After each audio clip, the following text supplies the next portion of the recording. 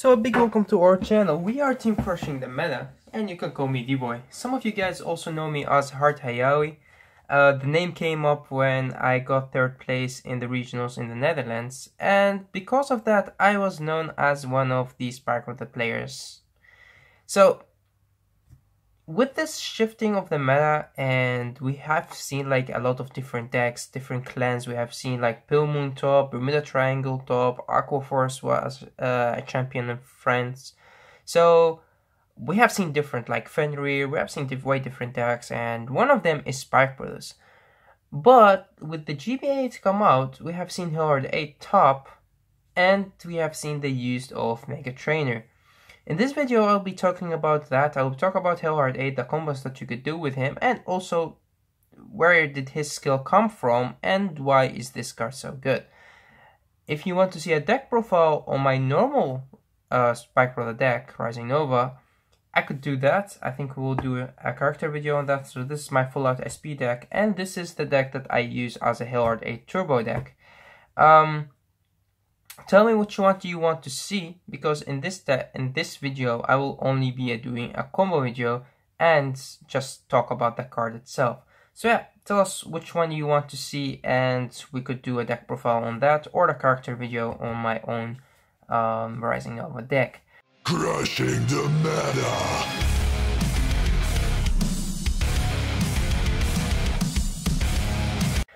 So before we start, I've seen people hate this card, and I've seen people love this card. So what's the problem? What's the thing? What's the issue about Hellhard 8?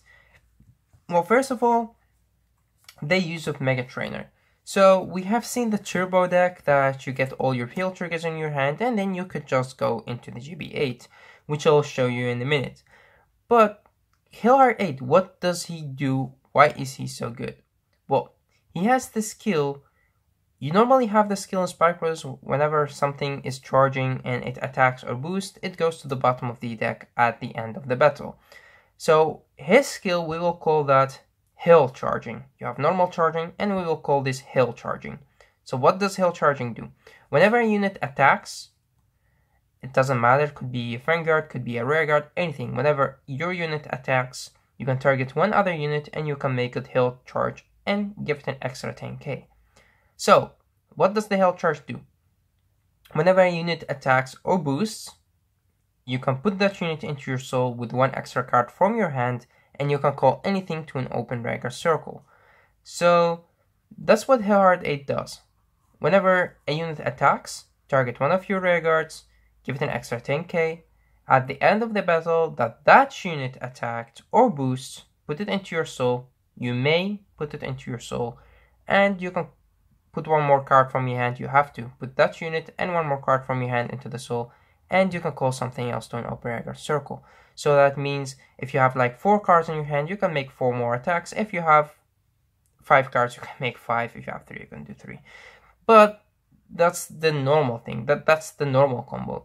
There is more to Hellhard than only that, which I will show you in a minute. The crazy combos that you could do with this guy. Not all of the combos. I will show you some of the simple combos because I want to keep some for myself, and I want you guys to try and figure some other out.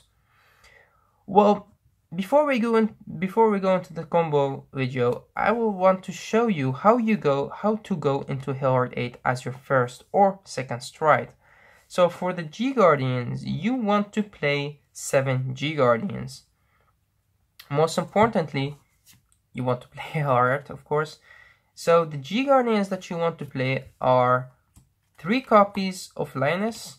You do need 3 copies of him to be able to stride Hellhard 8 as your first or second stride. And then you need 4 more. It doesn't matter which one you use, any 4 will do. I like to play Desmil just sometimes against decks like Dimension Police or anything, or sometimes you want to leave your Frog Raider. The Air Element is also very nice because you play a lot of draw triggers, you can just discard and draw. Then you have the Irie and the Maximum, of course, for the extra guard. So, let's say you are at grade 3. So this is your Vanguard, you're at grade 3, they attack you, and you want to go into Hellhard 8 as your first stride.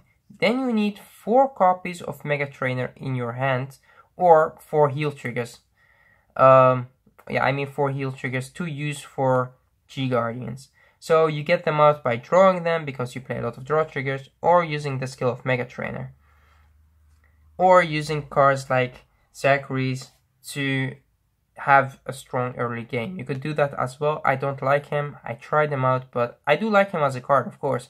I mean, he's one of the leaders, but I don't like him in this deck because he doesn't have the charge ability. I do understand what he can do in the early game and also in the mid game, but as I said, I don't like to put him in this deck. So they attack you first. At the first attack, you can use any G Guardian you want from these 4. So let's say you use the air element to discard and draw. Then the second time they attack you, or they attack the Vanguard, or the third, doesn't matter, the next attack you will have to burn 3 heal triggers. So you use 3 Lioness to unflip 3 G Guardians, and now you have GB7, so your next stride will be the GB8. This is how you get Hellheart as a GB8 as your first stride. If he's not your first stride, or you don't have 4 heal triggers in your hand, then you go into any first stride. Let's say you go into Supernova and unflip 1 more Supernova. Then you have like the GB2, and when they attack you next turn, you could just go Lioness at the first attack to unflip 1 more G Guardian. Now you have 4, and then on the next attack you can use a normal one, and on the last attack you use another Lioness to unflip 1 more. So you have like 4, 5, 6, 7, GB7. If you use a first stride that doesn't flip anything, that could also work. So let's say you use as your first stride,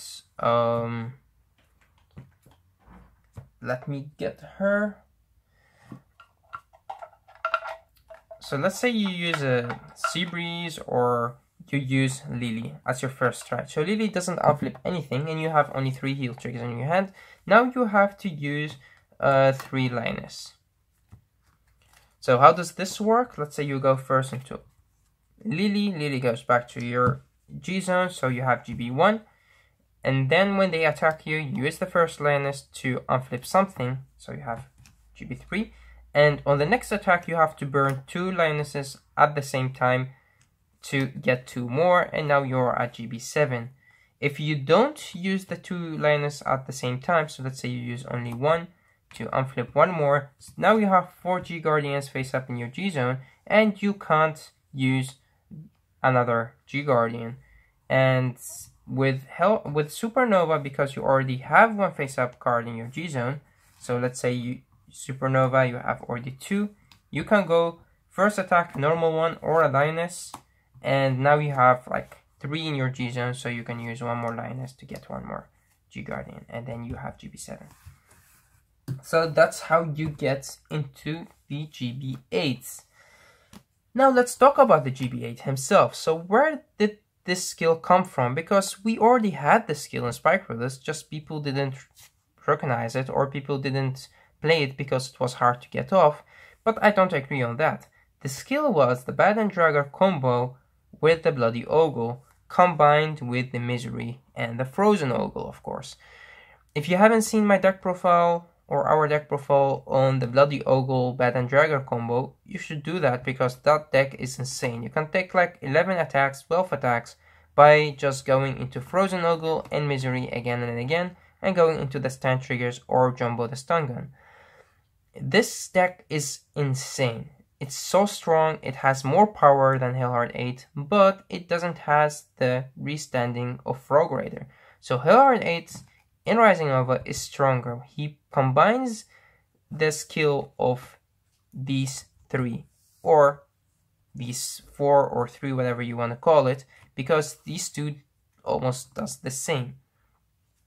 So how does this combo work? Well, you break right, and the break right gives all of your Regas extra 10k when they attack. They go back to the bottom of the deck. A Frozen Ogle, when he attacks at the end of the battle, it goes into the soul. You can call something else by counterblasting 1. And Misery costs a counterblast and a card from your hand to call. So most of the skills cost you Counterblast and card from hand. Hellheart 8 only costs you a card from hand. So that's amazing. What does this card do in like the great situation? Let's show you how good this card could get, or how strong this card could get. First of all, I need some dices, so give me a minute to get them and to get the right combos. So let's do some of the combos. Let's say you have your Rising Nova as your finger because you need him, and you stride into Hellheart 8. The reason why you want to stride into him as your first or second stride, because that's when your opponent didn't really get into the game yet. So when they don't have enough defenses, or when you could just finish them off. You could just finish your opponent off by like when they have no damage. That's why I like to play the deck a bit different. I like to pressure them in the early game and then finish them off with Hellheart 8, which this would be a mid-game card, not even an end game or late game. So you need your Frog Raider. If you don't have him, you could get him with Rising Nova, which I will also show you. But if you have the Frog Raider on the field, it will be the perfect situation. Call a Lyre Lips and call an Eliza. So let's say you have like 1, 2, 3, 4, 5, 6 cards in your hand, which is normal situation because mostly you draw a lot. And if you want to say, well, that's too much, let's say you have less. You have only 1, 2, 3, 4 cards in your hand. So we'll put 4 cards right here. 1, 2, 3, 4. This is your hand. This is your hand size. And let's say that this is your damage. So you have like 4 damage, you have used like 2 Mega Trainers, so you only have like 2 face-up damage. Or let's start up with having 3 face-up damage, because that's the normal situation. So, first of all, you attack with your Lyre Lips, boosted by the Frog Raider, of course. These are all 10Ks, which I do need to use for my Frog Raider. So this attack would be 11, but now because something attacked, the skill of Hellheart 8 will go off, and you can give someone an extra 10k. You will use that on the Frog Raider. So the Frog Raider get an extra 10k. At the end of the battle, you may choose to put him into your soul with 1 more card from your hand to get an extra attack, but you don't have to. You may. So he get an extra 10k, so this would be 21. Then you attack with your Vanguard, you draw an extra card from Lyre Lips, and you Counterblast 1 to put 1 card from your hand into the soul to call anything from your deck. Normally, for the extra power, I'd like to go for Hivemaker, but you could also go for something like a Cobalt Impulse or a Lethal Forward to get more power. But first, I'd like to go into Hivemaker. That would restand my Frog Raider and will give him an extra 5k. The 5k is from Rising Nova skill. So, this attack will be 31 because of the Lyre Lips. Let's say they guard or don't guard, it doesn't matter. Now, when he attacks, there was a unit that was attacking, you can also give another unit an extra 10k. So you will do that, and you will give your Frog Raider 1 more 10k. So the Lyre Lips gave the Frog Raider 10k, and Hellheart 8 himself gave the Frog Raider extra 10k. So now you attack with this. So this would be 17, 27, this 18, 28, 38, 43. So this would be 43. Now you activate the skill of Hellheart 8 again, something attacked, you can give someone an extra 10k, you will do that on the Frog Raider again. This will make it 53. At the end of the battle, activate the skill of Hivemaker. He goes back to the bottom of the deck. Of course, you drive check 3, so you have 3 more cards. Let's say you didn't get any draw trigger, which is alright. So you have like 1, 2, 3, 4, 5, 6, 7 cards in hand. And now, the Frog Raider goes back to the bottom of the deck, which Counterblast 1, and you can call anything from your hand. So let's look at the hand, and let's say that you have something with a hit effect. Something like an Lethal Forward or a Cobalt Impulse. That's the card that you normally want. Those are the cards that irritate your opponent. Those are the cards that gave you the advantage. So let's say you have a Cobalt Impulse. You can call the Cobalt Impulse right here, or call it right there, which also works. I do like to do this when I go into my Tigers, so I'd like to leave it. But if you have a Tiger in your hand, that works as well. But normally you just do it with a pressure unit. So let's say you have a Cobalt Impulse. Call it right here, restand the Frog Raider again, and now you attack with the units. Now you give the extra 10k and the power of Hilliard 8 to him, so he gets the extra 10k in the power. This would make a crazy column. This would be 16, 26, 36, 46, 56. So just insane.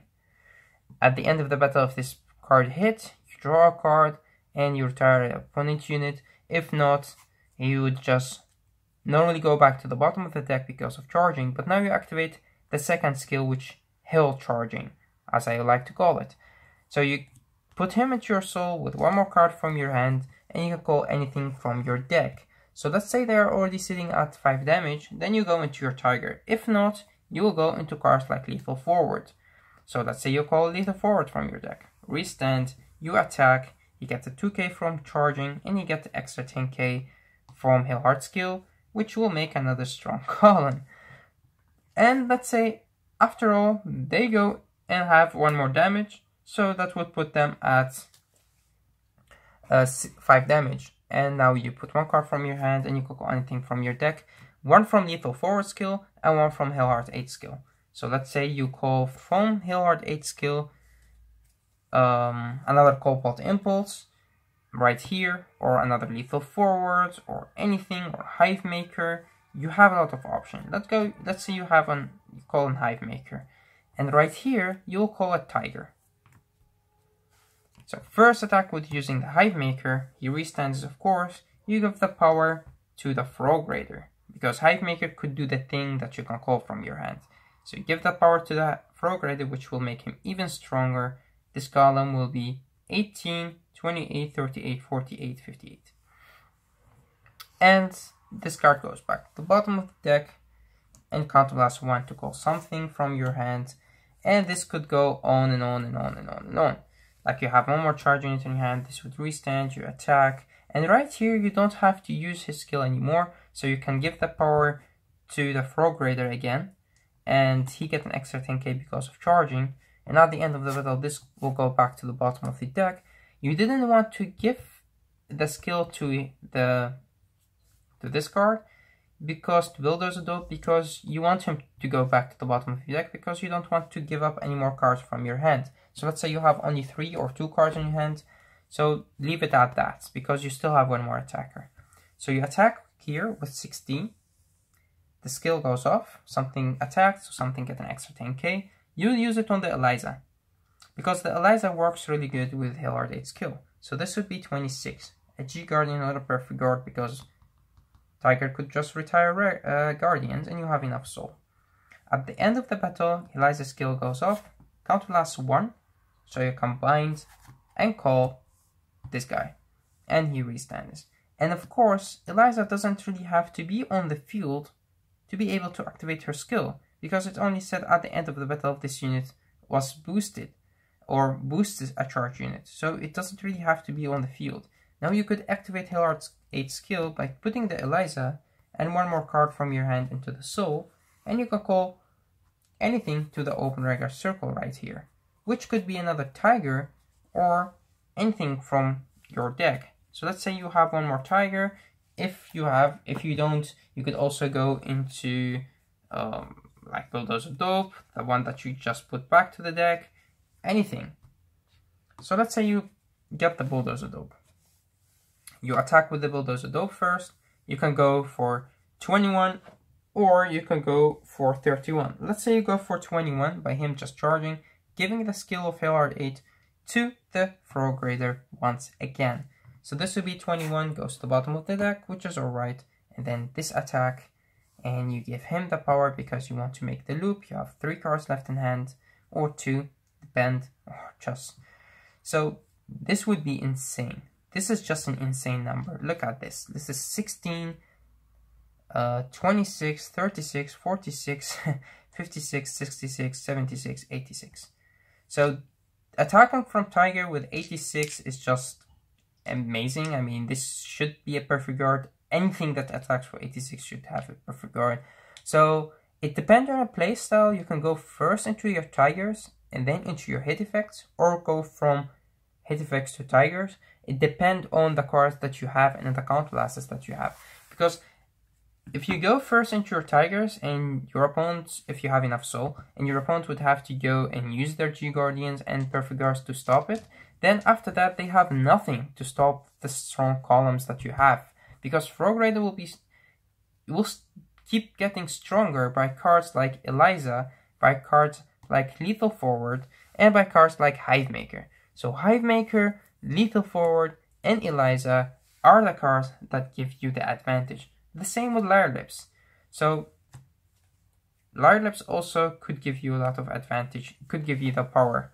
So these 3 cards, or 4 with Hivemaker, so these 4 cards are the ones that makes your Frog Raider so strong. Your Hivemaker, because he has the double ability, you can just use him to go back to the deck and call something. The Lyre Lips, because she leaves an empty space behind her. The Eliza, and the Lethal Forward. These 4 are the ones that makes your Frog Raider so strong off the hill charge, as I like to call it. And after all those crazy skills, the deck is so strong that you could do a lot. So which deck is actually stronger? Is the deck that turbo into the GB8 stronger, or is the deck that just normally use the GB8 stronger? Which one?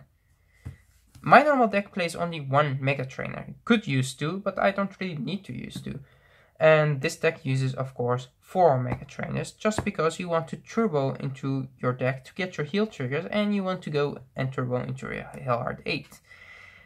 So which deck is better? Well, I could say that this deck is stronger. The normal Rising Nova deck that only plays 1 or 2 Mega Trainers is better. Why? It's more consistent. It has more options. You can go and, like, first you can go into Supernova, which I will show you.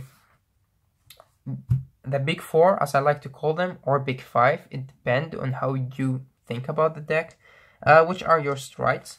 So the first one is, of course, Supernova. The second one is Miracle Ace, and you have your Dirty Picardo, and you have your Hellheart 8, and you have one more, which people forget about him, and that's your other Supernova. So how does this work? It's actually very simple. Let me get all of them, because I play 2 of each. Because you could get 2 of each, depending on which deck you play. So these are the big 5, as I like to call them. You start with the Supernova as your first stride. It could also be a Lily, as I said, that could also work, but normally you're just going to Supernova because you want to get more attacks. I will put a comment or a link in the description section below for you guys to be able to watch the combo video that I made about the first stride, second stride, and third stride, because Hellheart 8 wasn't out yet. So you have your first stride, which is normally a Supernova, and let's say you can't get your second stride at GB8, then you have more options. You could go into Miracle Ace, Dirty Piccolo, or Supernova. Before, we always used Supernova, or mostly always use Supernova as your first stride, because he unflips something, because he makes Dirty Piccolo good as a second stride. But now you have the unflip G Guardian, which is Linus, and Linus gives you the opportunity to unflip another G Guardian, which you have already GB3, you could use him, or GB4, you could use him to call 3 or 4 units. So Dirty Piccolo became even better by having Linus in your deck. But your second strat could also be a Miracle Ace in both decks. Why? Because Miracle Ace is still one of the best strats. If you have enough charge units in your hand, go Miracle Ace. If you don't have charge units in your hand, you could go Dirty Piccolo. If you have like nothing in your hand that you want to call, you can go Hellheart 8 or Dirty Piccolo, depend. He counterblasts, you need 3 counterblasts for his combo. You don't need any counterblast for the second Rising Nova. So these are the big 5. They are very good. All of them are very good. And in your normal deck, you use all of them. But in the Turbo 8, you don't really want to. You want to go into him as fast as you can. He is only an extra option if you can't do anything, so you don't use him a lot. And of course you do use him if you draw into all of your charge units, which also works. This is still one of the best finishers in the whole game. And you could also go into him as a second time. If you have like all of your tigers in your hand, you just want to put them back into your deck, and then stride into him as third and finish your opponent off. So yeah, that's it for the combos. If you want to know more, tell me what you want to know. I mean, I have played this deck for a very long time. I've topped with this deck, got 3rd place with this deck, and now I'm trying to figure out more combos with the Hellheart 8. Me myself, I don't like the deck. I really don't. I like Hellheart 8 himself. I mean, the card is insane, the card is very good, but I don't like the turbo version. Why? Because sometimes you don't really need a lot of skill to play it. Like what I just showed you, when you play like Lethal Forward, Hivemaker, or Liza, people don't even play Lethal Forward or Liza. They only play Hivemaker because they don't want to play Dope or something else, so they just put Hivemaker in there, and they don't even think about their counterblasts. They don't even think about getting Frog as strong as he should be. So I've seen people play this deck and they play like with no skill or some skills, which I don't like it. I think that Spark Brothers are one of the clans like Morokumu that needs a lot of skill to be played.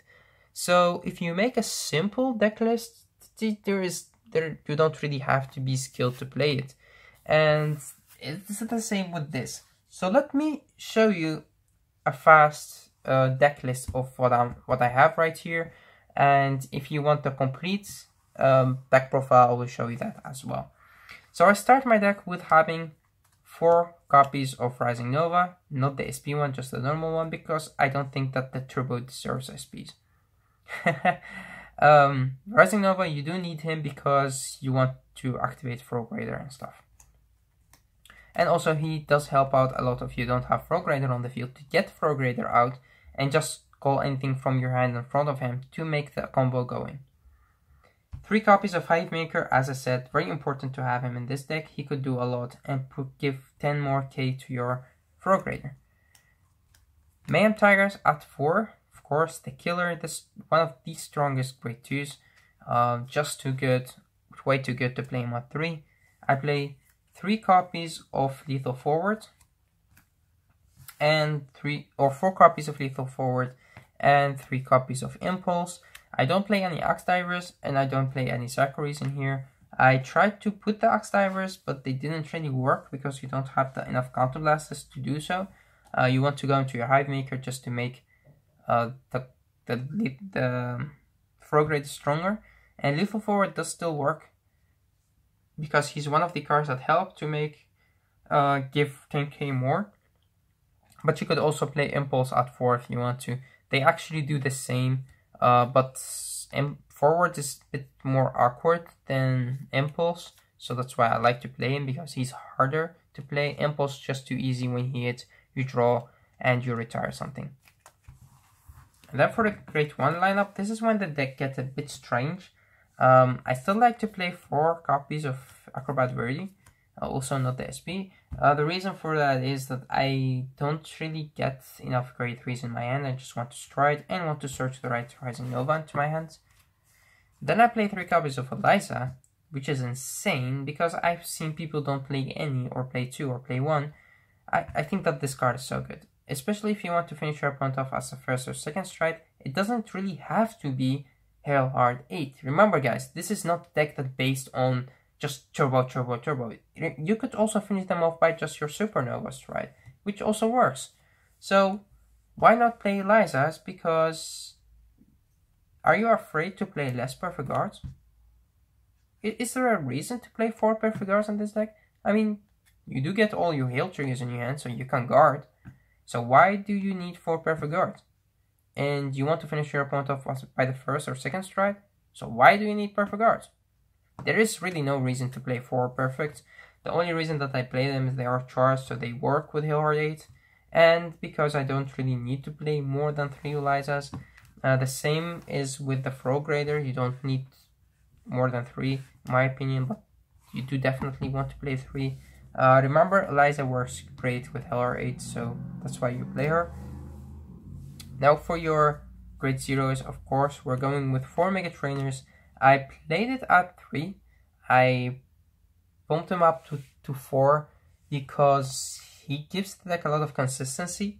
And this deck could be very consistent if played right. And of course, if you damage check your draw triggers. Sometimes you draw into your draw triggers and you damage check or your combo pieces, which then the deck will fall apart. Having all the draw triggers in your hand does not work. You do need the heal triggers and you need them fast. Mega Trainer, should this card be hit? Well, you could. Bushiroad could hit this card, put him at 1, and then the turbo would not work anymore. But I don't think that it would make a big difference because this is just the hype. People remember, this is just the hype. People don't like to play Spike Brothers. They're just making this deck, trying it out and laughing and having fun, and then they will just sell the deck or put it away. Because it's not their clan, they don't know how they play it, and it's just for the Turbo Hailhard 8, and that will never last. It's just, it will never last. We have seen this with more clans, we have seen this with different decks, and it will never last. So yeah. And of course you play 4 Lioness heal triggers. You can play any heal triggers you want to, but this card is so good, it goes into your soul. So that's pretty cool. 4 Lyre Lips, I've seen people play like 12 draws. I advise you to play Lyre Lips, just try her out with a Frog Raider, very strong, give it even more power, and draw, which is good. Leave an empty space behind her. And then you play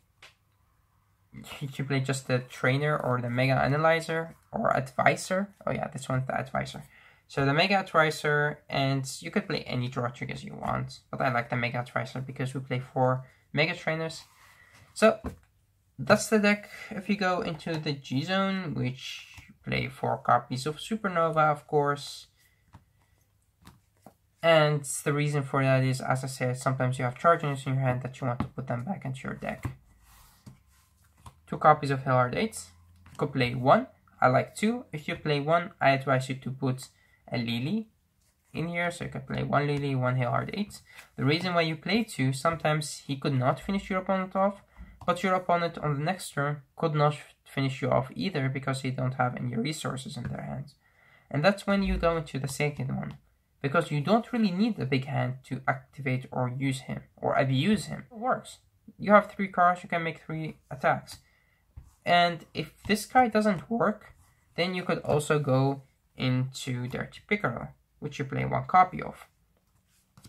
And if you didn't or wasn't able to get into your Hailhard 8, this could be also a finisher, or your second Supernova could also be a finisher. So it depends on your situation. As a second strike, this could finish your opponent off, or Dirty Piccolo himself with a triple Tiger attack. So let's see, we have 1, 2, 3, 4, 5, 6, 7, 8, 9. And now we have the 7 G Guardians, of course. So start out with 1 Air Element and 1 Dark Element. Desmil is really good to be able to guard your Frog Raider, and he's really good because you have a lot of draw triggers in your hand. You want to discard and draw more. 3 copies of Lioness, of course, there is no reason to play less. If I can't find my thirds. Yeah, so you do need the 3. The reason for that is that if you play less than 3, you would never be able to get him or Hailhard 8 as your second or third stride, or first or second stride, because you will not be able to unflip that much. And sometimes you have to just burn 2 at the same time to unflip 4 G Guardian.